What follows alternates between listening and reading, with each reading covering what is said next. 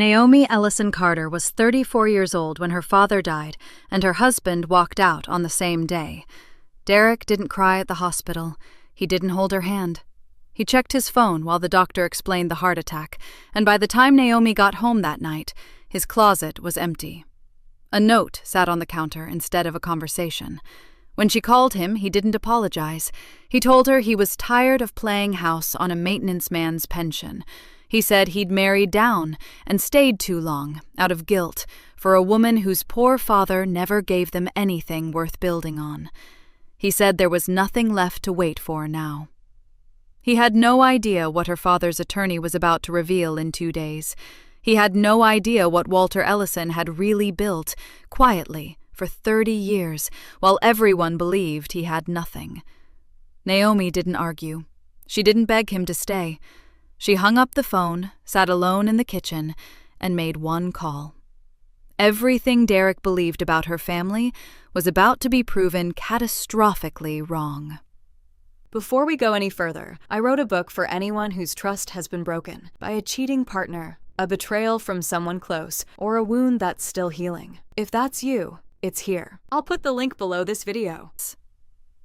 The alarm went off at 5:47 a.m. Naomi was already awake. She lay still for a moment, staring at the thin strip of morning light cutting across the ceiling. The house was quiet.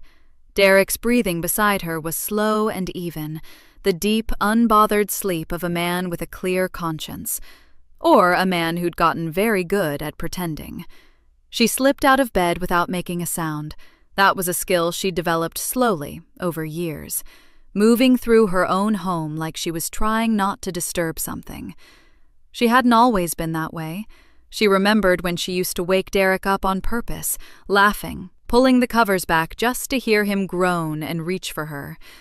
That felt like someone else's memory now, a story she'd read once about a different woman.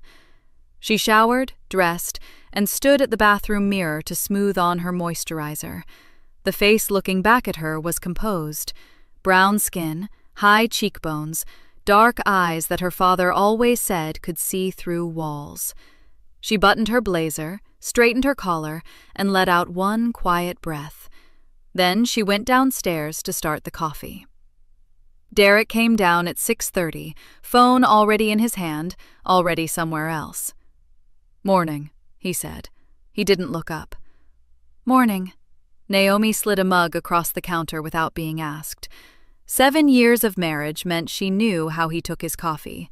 She wondered sometimes if he still knew how she took hers. He picked up the mug and leaned against the counter, scrolling. He was dressed for the gym, the new gym routine he'd started about 2 months ago. No explanation offered, none asked for. He'd lost weight.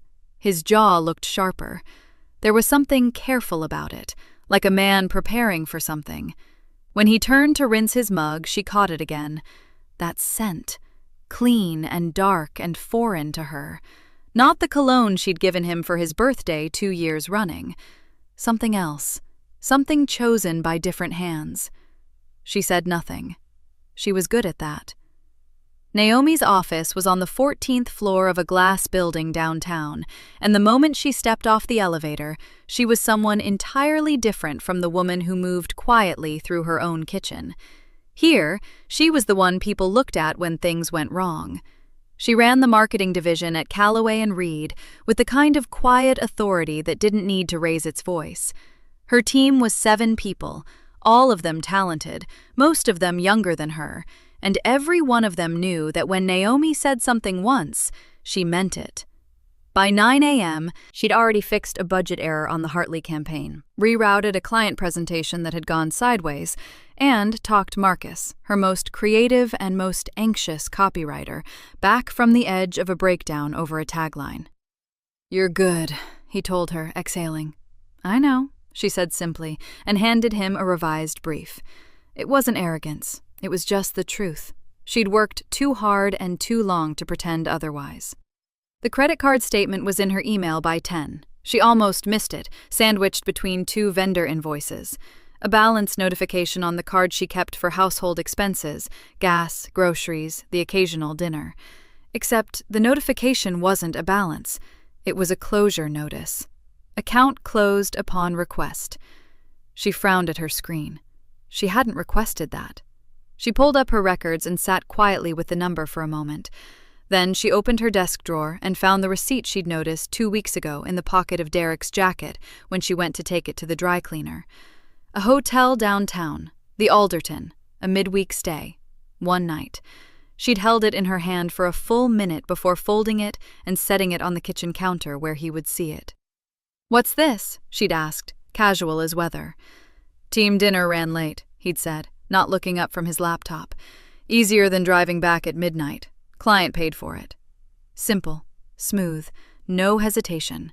She hadn't pushed. She'd just nodded and moved on, the way she always did, filing it away in a quiet part of her mind where she kept the other things she wasn't ready to look at yet.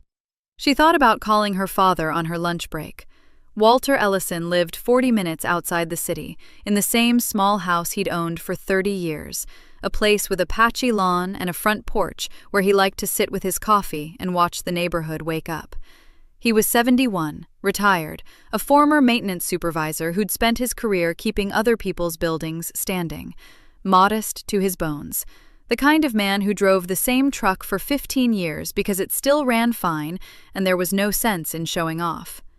Derek had always been polite to him, pleasant even, but Naomi had seen the look on her husband's face more than once at that little house, a small, involuntary glance around the living room, taking stock, and finding it wanting. She'd never said anything about that either. She was still thinking about calling when her phone rang. It was her father's neighbor, Mrs. Tatum. Her voice was soft and careful in the way voices get when they are carrying something heavy. "Naomi, honey." A pause. "You need to come." The world went very still. "Is he—" "It was his heart, sweetheart. It was quick." Mrs. Tatum's voice broke on the last word. "He didn't suffer." Naomi stood up from her desk. Her chair rolled back and hit the wall. She was already reaching for her keys, already moving toward the door, her body doing what her mind hadn't yet caught up to. She didn't stop to tell anyone where she was going. She just left. The county morgue smelled like antiseptic and cold air. Naomi stood at the window, looking through the glass at her father's face, and thought about how small he looked. Walter Ellison had always seemed bigger than a room, solid, steady, the kind of man who filled a space just by being in it. Now he was still and pale beneath a white sheet, and the room felt enormous around him. She pressed her fingertips to the glass. "That's him," she said. "That's my father." The attendant nodded quietly and made a note on his clipboard. Derek stood a few feet behind her, hands in his pockets. He'd driven her. That much she'd give him. When she called him from the road, her voice barely holding together, he'd said, "I'll meet you there," in a tone that was measured, not warm, not sharp, just even, the way someone sounds when they're managing an obligation. He'd arrived 10 minutes after she did, and he'd stood beside her while she talked to the coroner, and he'd handed her a tissue once when her eyes welled up. And that was the full sum of his comfort. His phone buzzed 3 times while the coroner was explaining the paperwork. He checked it twice. Naomi noticed. She filed it away with everything else and kept signing her name where they pointed. The rest of the day moved in pieces. She called her father's sister in Baton Rouge, listened to her aunt cry, cried a little herself, then pulled herself straight and started writing down names.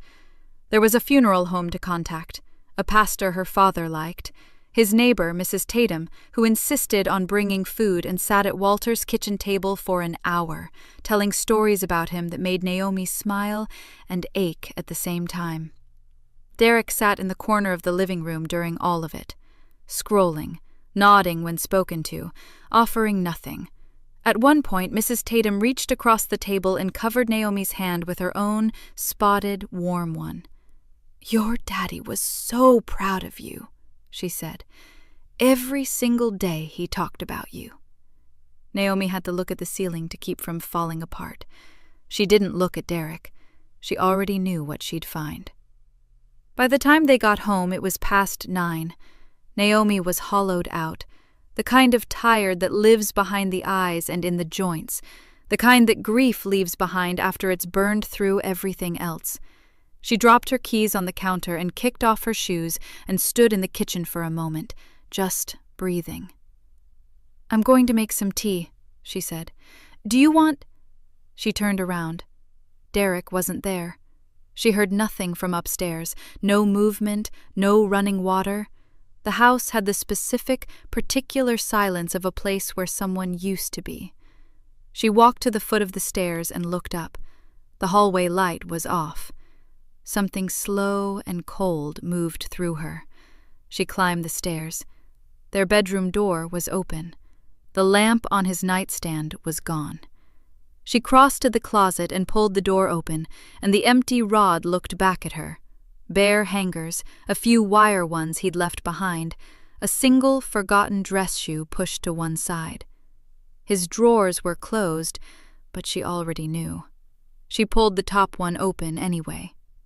Empty. The one below it. Empty.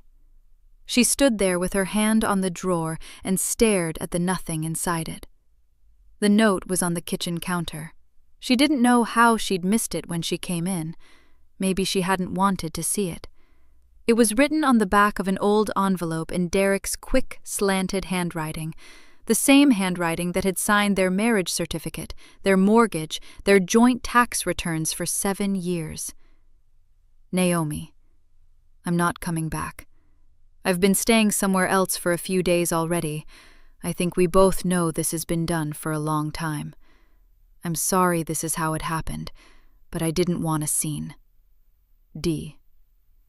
She read it once. Then she set it back down, very carefully, like it was something she didn't want to touch for too long. She sat down on the kitchen floor. Not dramatically. She didn't crumple or collapse. She just sat down, back against the cabinet, knees pulled up, note on the counter above her head, and let herself feel the full weight of the day pressing down on her. Her father's face behind the glass, the empty hangers, the wire ones left behind. I didn't want a scene. She sat there for a long time. Her phone rang. She looked at the screen. Derek. She stared at his name for 2 full rings, her face perfectly still, her jaw set. Then she reached out and pressed the green button and brought the phone to her ear. The call connected. Derek's voice came through flat and unhurried, like a man who had rehearsed this. "I figured you'd pick up," he said. Naomi said nothing. She reached up from the floor and took the note off the counter and held it in her free hand. She didn't know why. Something to hold, maybe. "Look," Derek said, "I'm not going to pretend this isn't what it is. We've been done for a long time. You know that as well as I do." She listened. "I stayed longer than I should have. I want you to know that. I stayed because, I don't know, guilt, I guess. You never had anybody else looking out for you, and I felt responsible for that. But Naomi..." He paused, and when he came back, his voice had a new edge to it, something sharper under the calm. "I'm 36 years old.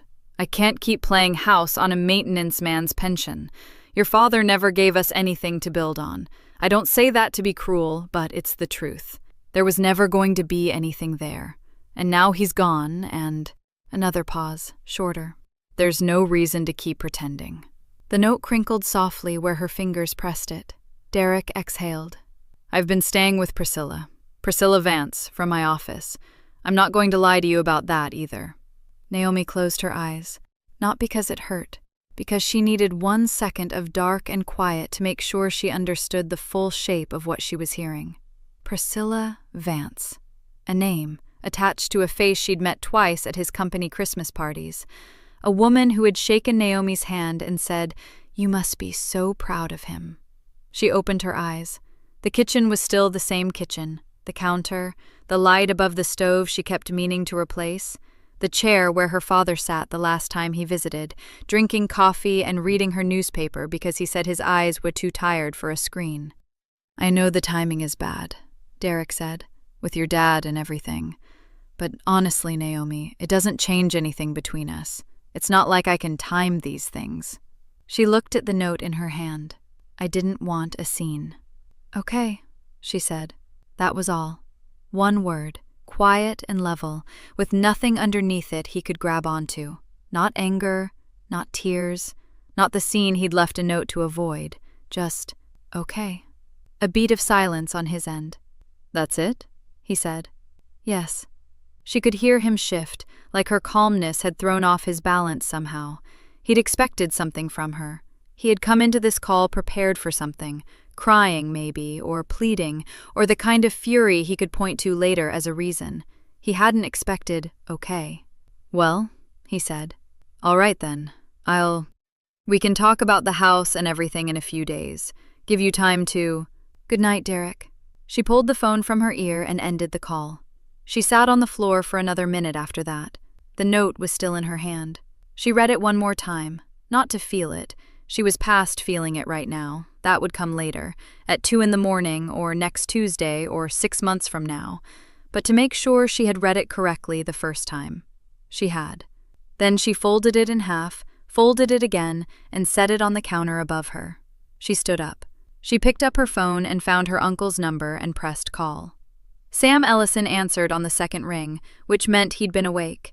He was almost always awake. Naomi, he said. His voice was low and careful. He'd heard about Walter that afternoon through the family chain. How you holding up, sweetheart? I need to move up the will reading, she said. As soon as the attorney can manage it. 2 days if possible. A short silence. Not surprised. Her uncle was not a man who surprised easily, but reading her, the way he always did, taking in not just what she said, but the way she said it. Something happen? He asked. Derek left. Tonight. Yes. Sam was quiet for 3 full seconds. When he spoke again, his voice had gone very still in the particular way it got when he was deciding something. I'll call Warren first thing in the morning. You'll have a time by noon. Thank you, Uncle Sam. Naomi. He said her name the way her father used to, like it meant something specific, like it was a whole sentence by itself. You doing all right? She looked around her kitchen, the empty counter where the note had been, the chair where her father used to sit. I will be, she said, and she meant it. By the time she hung up, the meeting was set for Thursday morning, 2 days away. Warren's office, downtown, 9 o'clock. Naomi set her phone on the counter. She filled the kettle. She turned on the burner beneath it and stood watching the blue ring of flame catch and hold. 2 days. She could be patient for 2 days. Warren Good's office was not impressive. That was the first thing Naomi noticed when she walked in on Thursday morning. It was a small, plain room on the 4th floor of a building that needed new carpet. 2 chairs across from the desk, a window that looked out at a parking garage. The kind of place a retired maintenance supervisor would have his affairs handled. Quiet, practical, no performance. She and Sam sat down. Sam had his briefcase. He wore a dark suit and his hands were folded in his lap, perfectly still. Naomi had worn her black dress again. She was still in the week of her father's death, and everything she wore felt like it should be dark. Warren Good was a thin man in his 60s with wire-rimmed glasses and a careful way of moving. He'd been Walter's attorney for almost 20 years, apparently. Naomi had only ever heard her father mention him once. Thank you both for coming in on short notice, Warren said. He opened a manila folder on his desk. He did not rush. He set his glasses higher on his nose, looked down at the documents, then looked back up at Naomi. Before I read anything, I want to ask, do you have any prior knowledge of your father's full estate, Miss Carter? No, she said. I assumed it was modest. Warren nodded slowly, like that was the answer he expected. He folded his hands on top of the folder. Your father was a private man, Warren said. Very private, and very deliberate. What I'm about to read to you is not what most people in his life would have expected. He glanced briefly at Sam. Your uncle is already aware of the contents. He can speak to any questions you have about the structure. Naomi looked at Sam. Sam met her eyes. His face was steady. He gave her one small nod. She turned back to Warren. Go ahead, she said. Warren read for 11 minutes. Naomi kept her hands flat on her knees, and she listened. Ellison Holdings, LLC. Sole owner, Walter James Ellison. Established quietly more than 22 years ago. A real estate portfolio spread across 4 states, commercial properties, residential developments, land holdings.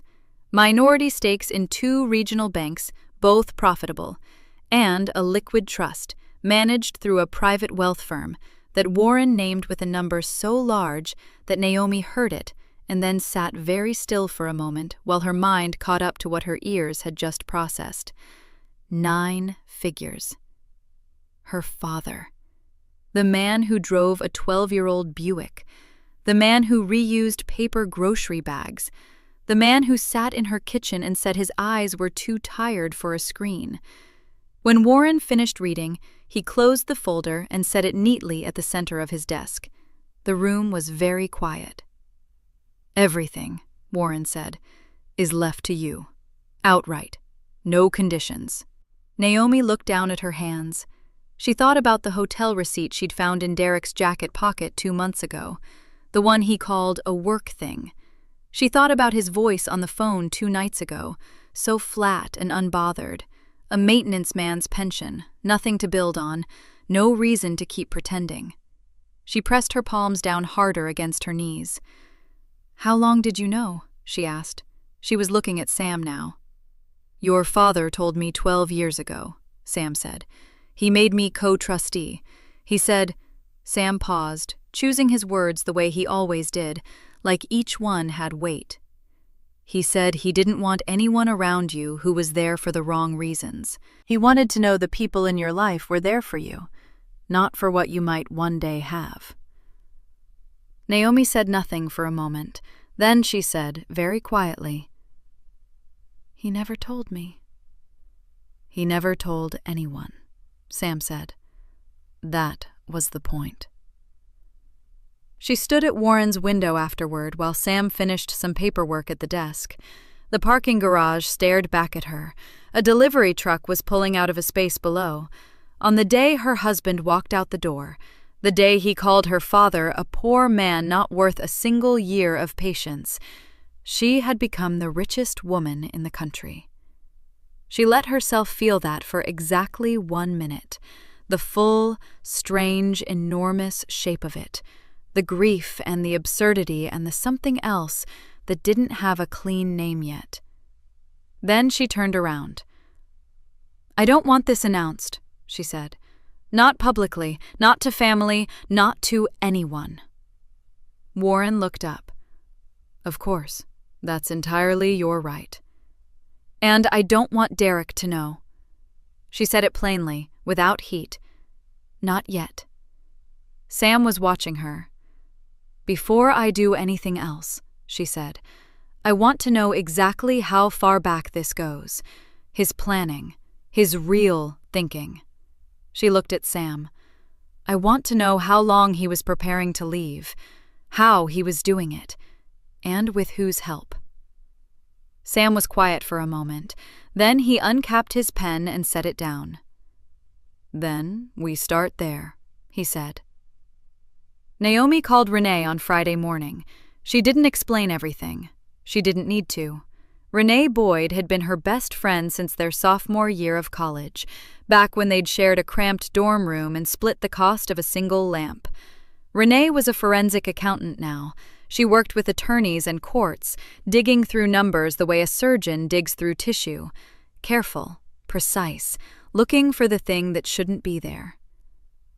"I need you to look at something," Naomi said, quietly. "How quiet?" Renee asked. "Like it doesn't exist yet." A pause. "Send me the access." That was it. No questions, no drama. Just Renee doing what Renee did.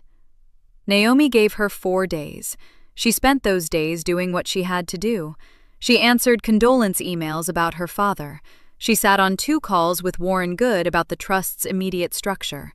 She went to work on Tuesday and Wednesday because sitting in the house felt worse than moving.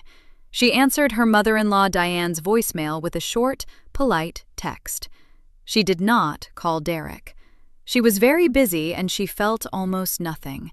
which she understood was its own kind of feeling. On Thursday evening, Renee came over.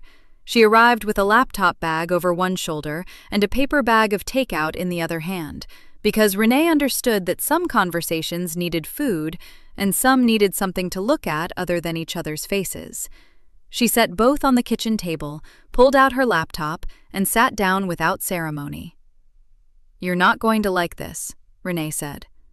"Tell me anyway." Renee turned the laptop to face her and walked her through it, column by column. It started 14 months ago. Small transfers out of their joint checking account, never more than $200 at a time. The kind of number that looked like a forgotten subscription or a minor overdraft. Easy to miss, easy to dismiss. But when Renee laid them all in a single row, they added up to over $19,000 over the course of a year. "They're routed here," Renee said, pointing.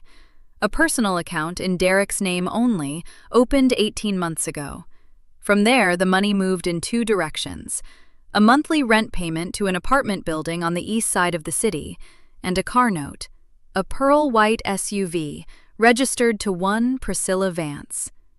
Naomi read the name twice. "He was paying her rent," Naomi said. "Part of it," Renee said. "Consistently, every month since he opened that account." She paused. "This wasn't a fling that got complicated, Naomi. He built a whole second life. He was funding it with your shared money while it was happening."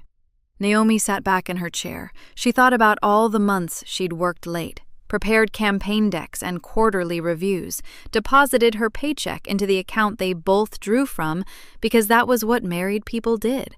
She thought about Derek coming home smelling like different soap and her telling herself it was the gym. She thought about how patient she had been. $19,000. Her patience in numbers. "Okay," she said. She said it the way she said most things that hurt. Flat, quiet, without giving the pain any extra room. "What else?" What else came from her own phone. She'd almost forgotten about it. 2 weeks earlier, when she was clearing out old text threads, the numbing, mechanical kind of thing you do when grief empties your hands, she'd stumbled across a thread she wasn't meant to see. Derek had been logged into a shared tablet they kept on the kitchen counter for recipes and grocery lists. He must have forgotten, or stopped caring. His messages had synced without him knowing. The thread was between Derek and Priscilla. It went back 2 years. She'd skimmed it when she first found it, enough to feel sick, then put the tablet face down and walked out of the kitchen. She hadn't gone back to it since. But she'd taken screenshots, 18 of them, on the night she found it, before she even knew why she was doing it. Some part of her already knew she'd need them. Now she opened the folder on her phone and handed it to Renee. Renee read quietly. Her expression didn't change much, but her jaw tightened after the third screenshot. The messages were from 2 years ago, around the time of the miscarriage. Naomi had lost the pregnancy at 11 weeks. She'd taken a week off work. She'd cried more than she'd ever cried in her life, and Derek had been distant in a way she blamed on grief too, because that felt kinder than the truth. In the thread, Priscilla had sent a photo. It was a candid shot, taken somewhere public. Naomi in a coat, walking, unaware of the camera. She had gained weight after the pregnancy. Her body changed in the way bodies do after loss, and in the photo, it showed.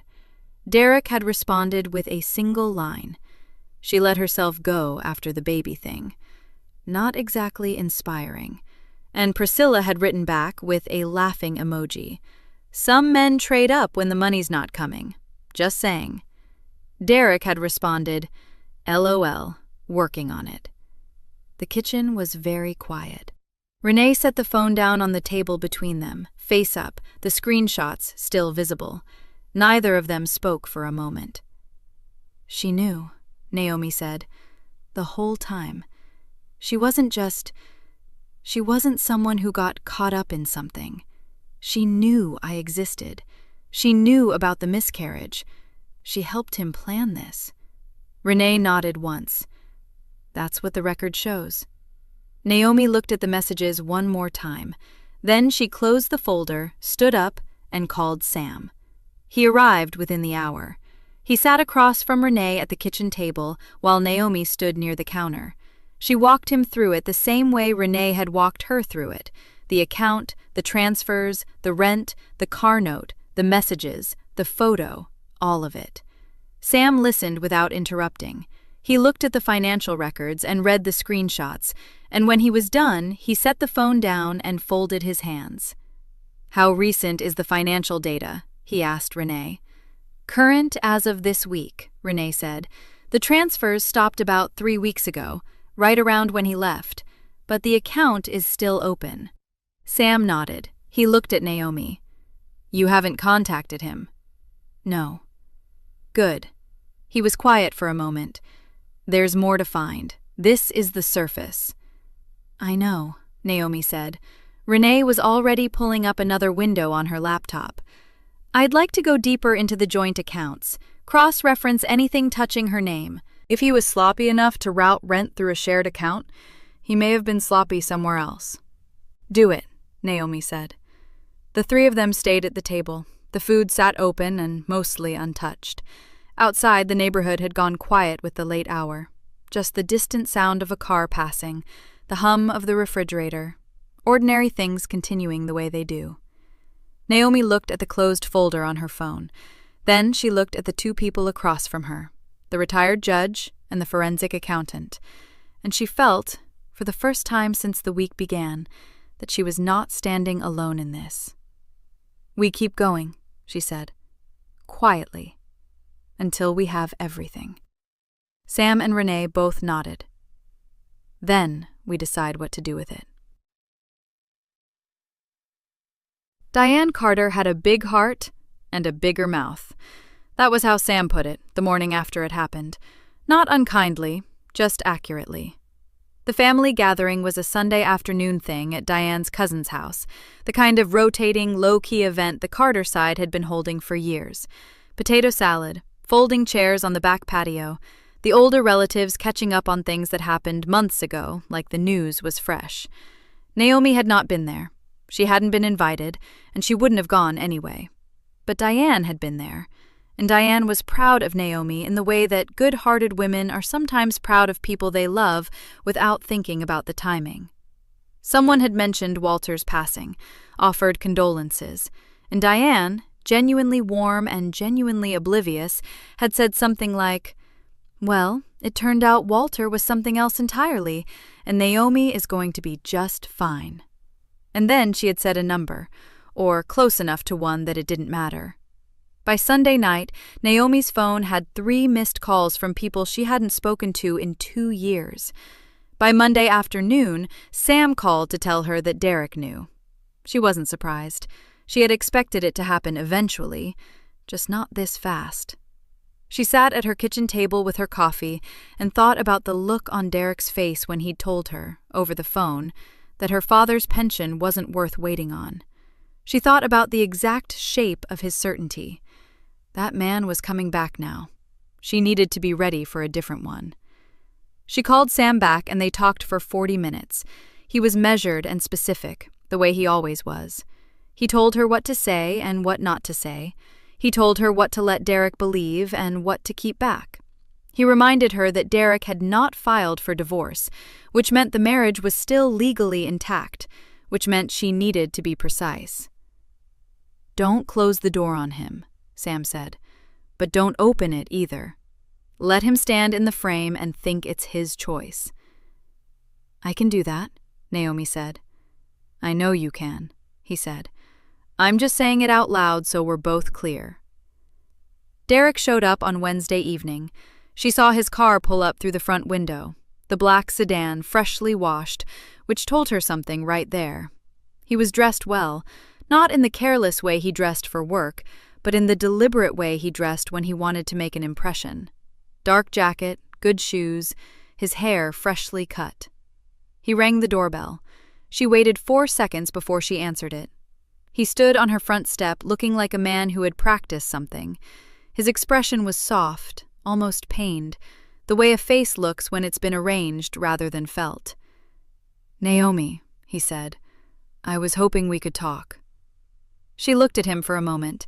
Then she stepped back and held the door open.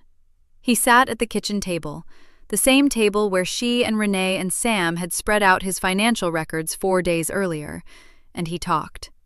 She let him. She sat across from him with her hands folded, and she listened the way she listened in difficult client meetings, the way that looked like patience but was actually assessment. He was sorry. He'd been under enormous pressure. He hadn't handled things the way he should have. Walter's passing had made him realize how short life was and how much he had taken for granted. He wanted to honor Walter's memory. He wanted to work on things. He said that phrase 3 times in the first 10 minutes. Work on things. Like the marriage was a project that had stalled, and he was ready to pick it back up now that the funding had come through. He did not mention the money directly. He was too careful for that. But it was in everything he said, the shadow of it moving underneath every word, like something large moving just beneath the surface of still water. Naomi watched him.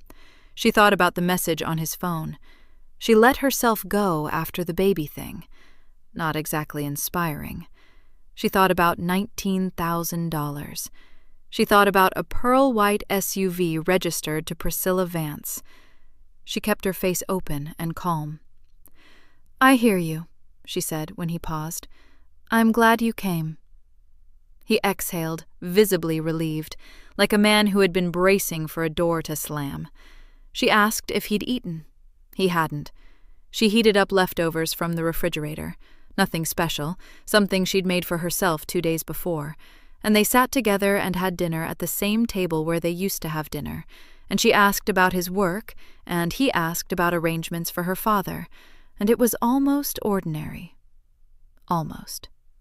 When he left that night, he touched her hand at the door. His expression was warm, hopeful even. She smiled at him.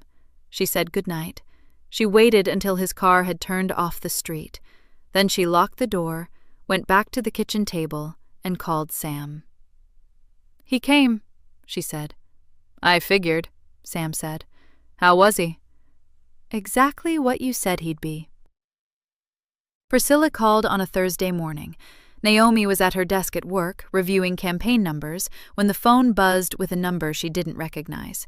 She almost let it go to voicemail. Something made her answer instead. Naomi?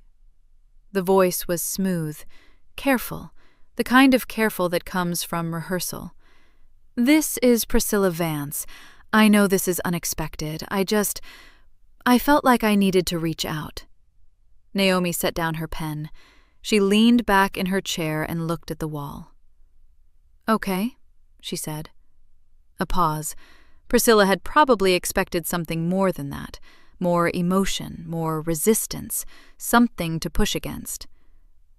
I want you to know, Priscilla continued, that I was just as blindsided by all of this as you were. Derek told me things about your marriage that... I thought the 2 of you had already decided to separate. He made it sound like it was already over. I never would have... Naomi said. Another pause, shorter this time. I just want to make sure we're on the same page, Priscilla said. Woman to woman. I'm not your enemy here. I think we were both used by someone who wasn't honest with either of us. Naomi thought about a group text message. She thought about the words, let herself go, and not exactly inspiring. She thought about a lease co-signed with her husband's stolen money. She said nothing for a moment. She let the silence sit there between them. I appreciate you calling, Naomi said finally. Her voice was even, polite in the way that gives nothing away. So you're not planning to involve me in anything legal? The separation or whatever paperwork? I'm not in a position to make any promises right now, Naomi said. Everything is still very new. I'm still grieving my father. Of course I understand that. Priscilla's voice softened at the mention of Walter, the way voices do when people want to seem human. I'm sorry for your loss. I really am. Thank you, Naomi said. There was a little more after that. Priscilla circled back once, tried a different angle, something about how she hoped they could both move forward cleanly. Naomi listened. She gave nothing back. She was pleasant in the way that a closed door is pleasant. Smooth surface, nothing behind it, no way through. When the call ended, Naomi sat still for a moment. Priscilla wasn't calling out of guilt. Guilt didn't sound like that. Guilt stumbled and apologized and didn't ask for reassurance 3 times in 5 minutes. What Naomi had just heard was fear. Careful, self-interested fear dressed up in the language of sisterhood. She wrote 1 line in the small notebook she kept on her desk. Then she closed it and went back to her campaign numbers. She called Sam that evening. He listened to the account of the Priscilla call without interrupting. When she finished, he made a short sound that wasn't quite a laugh. "She's running her own cleanup operation," he said. "Fishing to find out how much you know and how much you're willing to let go." "That's what it sounded like," Naomi said. "Don't call her back. Don't engage. Let her sit with the uncertainty." "I know," Naomi said. Then Sam shifted tone, and she recognized the shift. It was the one he used when the thing he was about to say mattered. "There's something we need to talk about," he said. "I had a conversation with the estate attorney this afternoon. Derek has not filed for divorce. Not a petition, not even a consultation on record anywhere. Legally, you are still a married woman." Naomi was quiet.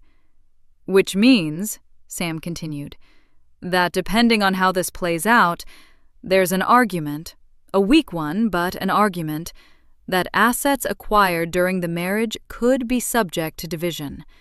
Your father's estate was structured carefully, and we have protections. But I want us to be precise. I don't want to give Derek's attorney, if he ever gets one, any opening we haven't already closed." "What does that mean for us?" Naomi said. "It means we use what we have," Sam said.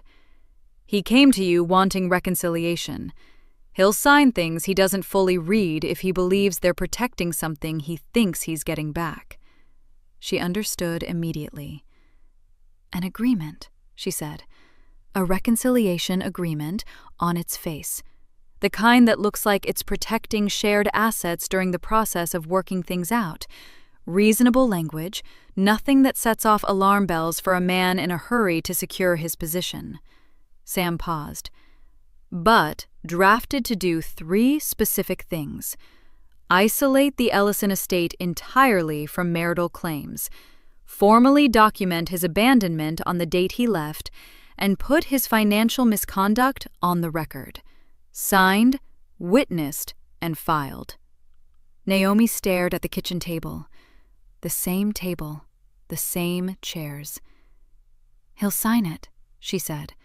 It wasn't a question. "He'll sign it," Sam agreed, "because he'll think it's his idea." She thought about Derek at her door in his good shoes, his practiced expression, the hand touching hers on the way out, the hope on his face that she hadn't put there and wasn't responsible for.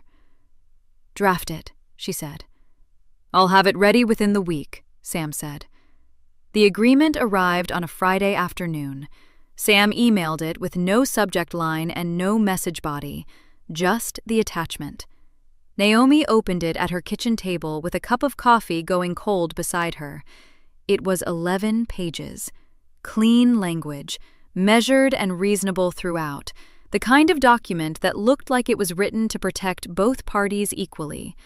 A reconciliation framework, a good-faith attempt to formalize the process of 2 people trying to find their way back to each other. That was what it looked like. What it did was something else entirely. Naomi read every page twice. She read the footnotes. She read the definitions section at the back, where the real work was buried in careful legal language that sounded like routine boilerplate. Language that isolated the Ellison estate, all of it, Every property, every account, every LLC structure, every stake in every bank, as separate property acquired through inheritance, untouchable, non-marital, hers alone by origin and by right. Language that listed the date Derek left, his name, the address of the home he had abandoned, the note he had left on the counter. Language that itemized the siphoned withdrawals Renee had traced, presented as part of a mutual financial disclosure clause, the kind that seemed standard in any reconciliation context. Sam had hidden the teeth inside the smile. She called him. "It's right," she said. "I thought you'd think so," he said. She called Derek 20 minutes later. He was at her door by Sunday afternoon. He was wearing a dark blue shirt she recognized, the one he always wore when he wanted to seem relaxed and in control at the same time. He had a coffee from the place she used to like. He handed it to her at the door like it meant something. "I'm glad you called," he said. "Come in," she said. They sat at the kitchen table, the same table. She'd thought about that, choosing the table on purpose. She wanted him comfortable. She wanted him to feel like he was on familiar ground, like this room still belonged to him in some way, like the thing he'd come here to secure was already halfway his. She slid the document across the table. "Sam put this together," she said. "Standard framework. It just formalizes things while we figure out next steps, protects both of us during the process." Derek picked it up. He flipped through it the way people flip through contracts they've already decided to sign, scanning for their name, checking the last page for the signature line, not really reading. "This is just a reconciliation agreement?" he said. "That's what it is," she said. He nodded slowly.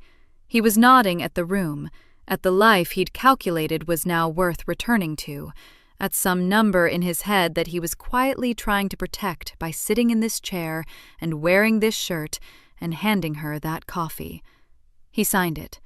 She had a notary waiting in the living room, a woman Sam had arranged, professional and unhurried, who came in and witnessed the signature and pressed her seal into the paper like it was the most routine thing in the world, because in a courthouse, one day soon, it would be. Derek looked slightly surprised by the notary, just slightly. "Sam's thorough," Naomi said. "Yeah," Derek said. He almost laughed. "Yeah, he always was." Renee called that evening. "I kept pulling threads," she said. "And Naomi, there's more." Naomi sat down. "He used your name on a loan application," Renee said. "A business loan. Filed about 9 months before your father died. Your social security number, your income, your signature. Except that signature isn't yours. He listed you as a co-applicant on a $30,000 loan for a sales consulting LLC that I can find no real evidence ever operated." The kitchen was very quiet. "Priscilla's name is on the lease for her apartment," Renee continued. "The one his money was going to. I pulled the lease application through a contact. She listed joint household income on the qualifying documents, named Derek as a co-resident contributor. But the income figures she submitted, Naomi, they're pulled from your tax returns, yours and Derek's. She used your combined income to qualify for a lease she was signing while actively helping him leave you." Naomi didn't say anything for a moment. "How solid is it?" she said. "Solid enough for a fraud referral," Renee said. "I've already packaged it. Bank records, the loan application, the lease documents, the income figures, everything cross-referenced and dated." "Send it to Sam tonight," Naomi said. "Already drafted." She thanked Renee. She sat with the phone in her hand after the call ended and looked at nothing in particular for a long moment. Then she opened her calendar. Walter's Memorial Trust dinner was in 11 days. Family. His old business associates, people who had known him for decades and believed, until recently, that he was exactly what he had always seemed to be. The room would be full of people who mattered, to the estate, to his legacy, and to every reputation that was about to come apart at the seams. She confirmed the venue.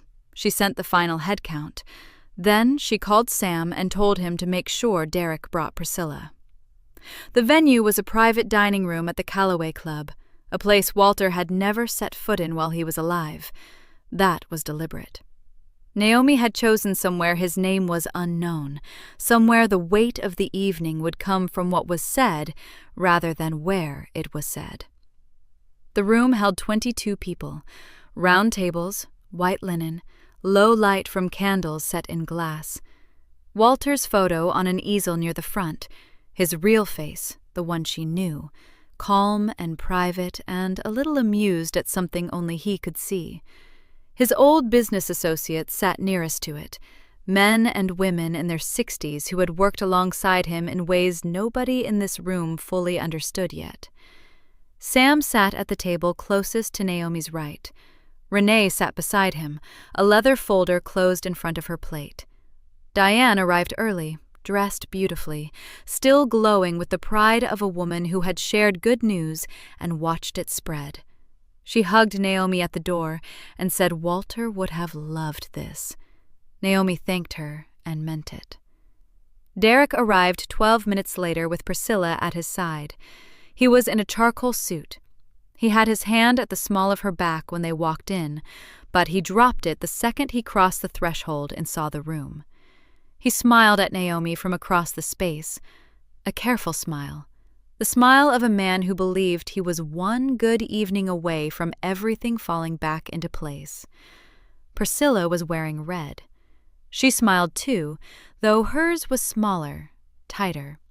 Her eyes moved quickly around the room, reading it, cataloging the faces.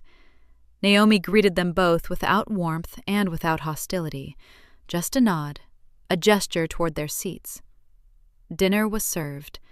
Conversation moved around the tables in low, comfortable waves. Walter's name came up often. People told stories. One of his old associates, a man named Gerald, who had done business with Ellison Holdings for a decade without ever connecting it to the quiet man he'd seen at Naomi's wedding, stood briefly and said Walter had been one of the most patient men he'd ever worked with. Patient and precise, he said. He never rushed anything. Naomi listened. She let the dinner breathe. Then she stood up. The room settled quickly. People who had been mid-sentence stopped. Renee opened the leather folder without being asked. "I want to thank everyone for being here tonight," Naomi said.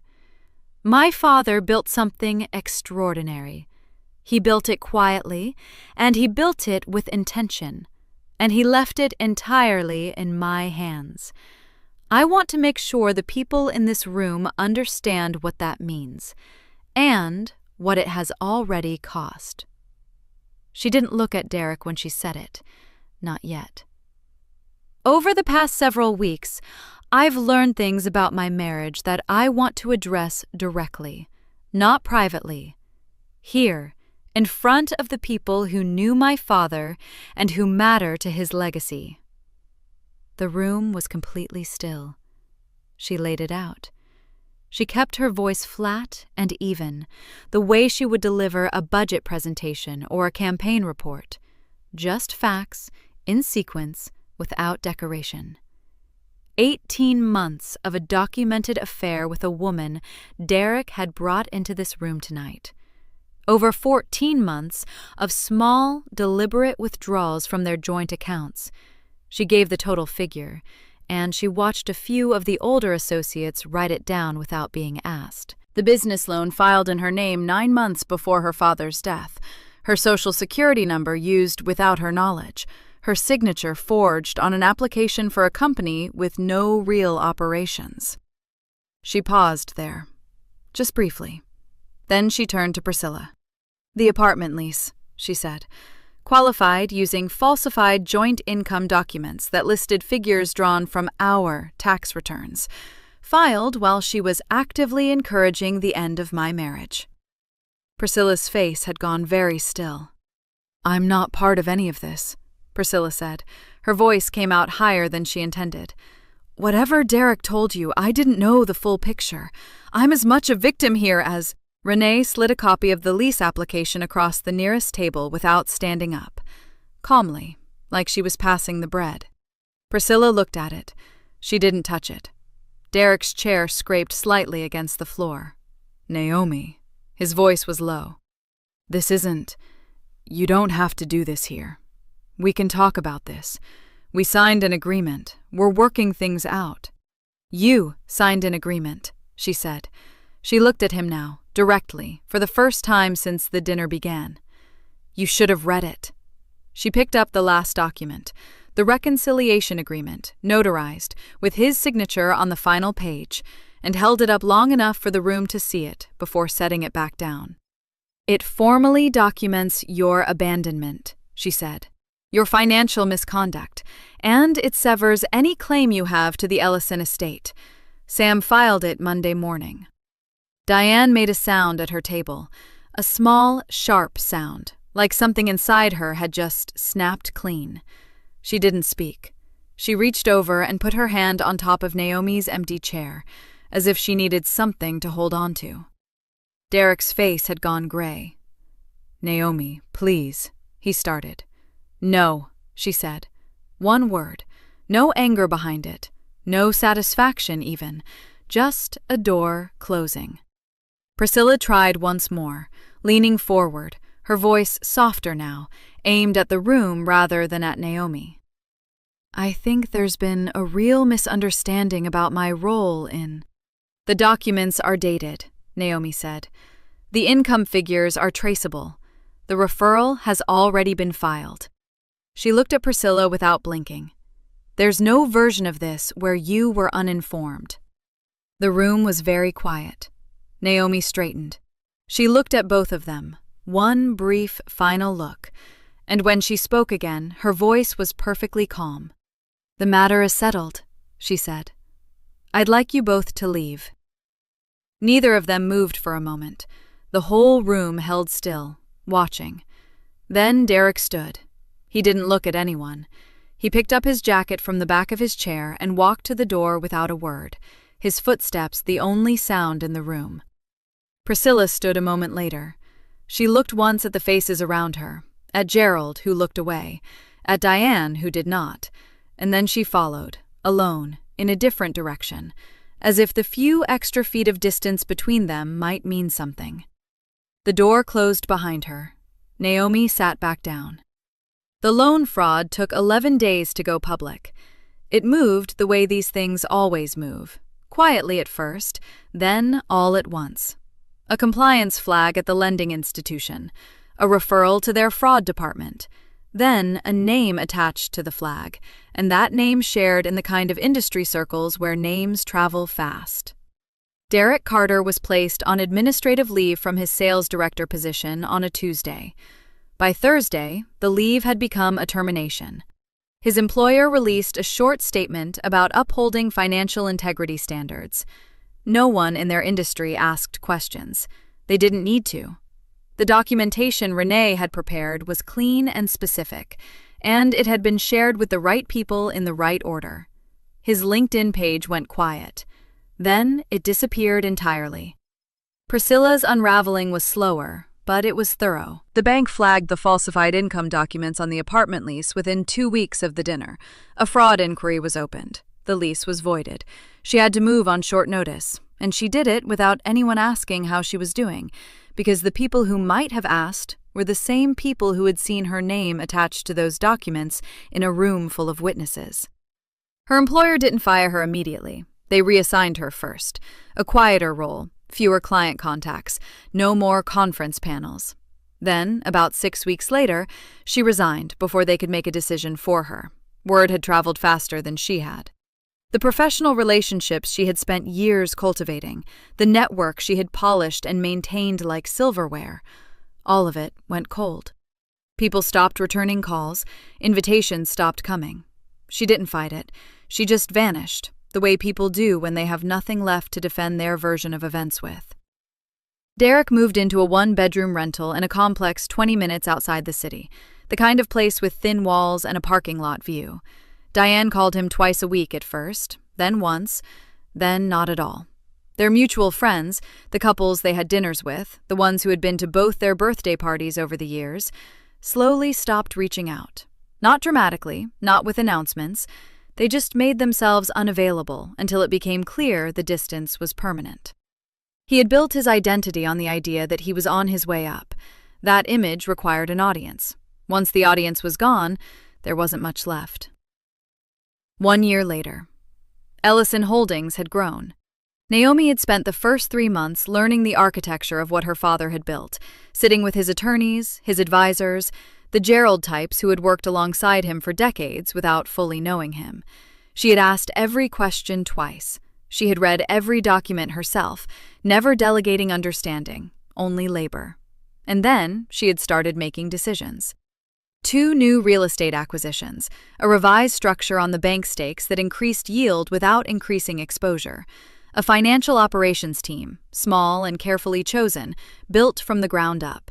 And in February, she had established the Ellison Foundation, a mentorship program for young women pursuing finance and investment, named for her father and funded from the trust's first-year earnings. 12 women in the inaugural cohort, each one assigned a senior mentor, a quarterly stipend, and a seat at actual business meetings rather than the observation benches most programs offered. She ran the orientation herself.